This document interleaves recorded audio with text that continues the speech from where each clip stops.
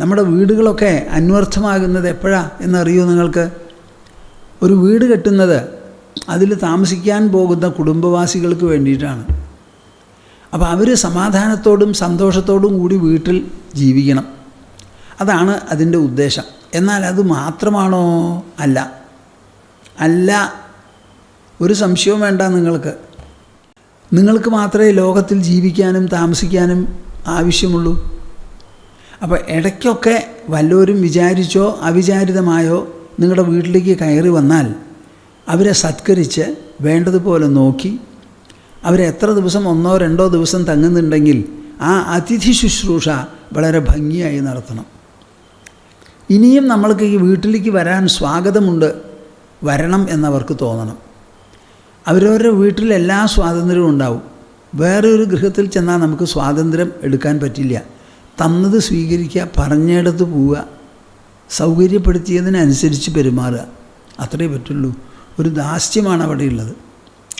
അത് മനസ്സിലാക്കി വന്നവരുടെ വിശപ്പും ആവശ്യങ്ങളും എല്ലാം നോക്കി വേണ്ടതുപോലെ നോക്കുക. അതൊരു ഗൃഹസ്ഥധർമ്മമാണ്. അങ്ങനെ നിങ്ങൾ ചെയ്താൽ നിങ്ങളുടെ വീട്ടിലേക്ക് വരാനുള്ള ആൾക്കാരുടെ നമ്പർ കൂടിയെന്ന് വരാം. അത് പറഞ്ഞിട്ട് മടി പിടിക്കരുത്. അതിഥികൾ സ്വന്തം ഗൃഹം പോലെ ജീവിക്കാൻ സാധിക്കുന്ന ഒരു ഗൃഹത്തിനെ ഗൃഹം എന്ന് പറയാൻ പറ്റുള്ളൂ. മനുഷ്യഗൃഹം എന്ന്, അല്ലെങ്കിൽ മൃഗങ്ങളുടെ ഗൃഹം എന്ന് വേണമെങ്കിൽ പറയാം. ഇതും പോരാ, മൂന്നാമതൊരു കാര്യം കൂടിയുണ്ട്.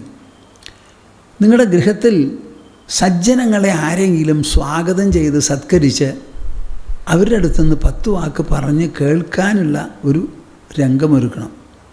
തപസ്വികളാകട്ടെ, സന്യാസിമാരാകട്ടെ, അന്യത്ര അല്ലെങ്കിൽ അന്യഥ സജ്ജനങ്ങളാകട്ടെ, അവരെ വിളിച്ച് ഇരുത്തി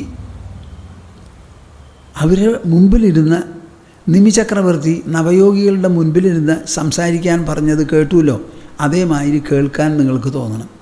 ആ സമയത്ത് അയൽവാസികളെയും വേണ്ടപ്പെട്ടവരെയും വിളിക്കാം.